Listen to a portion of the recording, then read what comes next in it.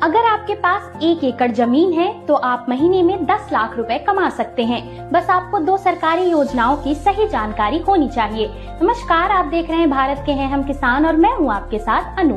पहली योजना है NHB। इसके तहत आप mushroom, poly house, cold storage, hydroponic जैसे प्रोजेक्ट पर 40 से 50% तक की सब्सिडी पा सकते हैं।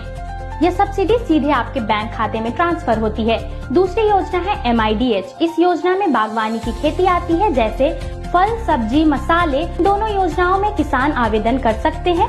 पहले जहां प्रोजेक्ट के लिए 60 लाख रुपए तक की सहायता मिलती थी, वहीं अब 1 करोड़ रुपए मिलती है। हर प्रोजेक्ट की अलग अलग योग्यता होती है, लेकिन अच्छी बात यह है कि अब किसान कम पैसे में बड़े स्तर पर खेती कर सकते हैं, क्योंकि सरकार 75% तक सहयोग देती है। अगर आप इन योजनाओं का लाभ उठाना चाहते हैं और आवेदन करना चाहते हैं तो हमें कमेंट करें। लिंक आपको DM में भेज दिया जाएगा। धन्यवाद।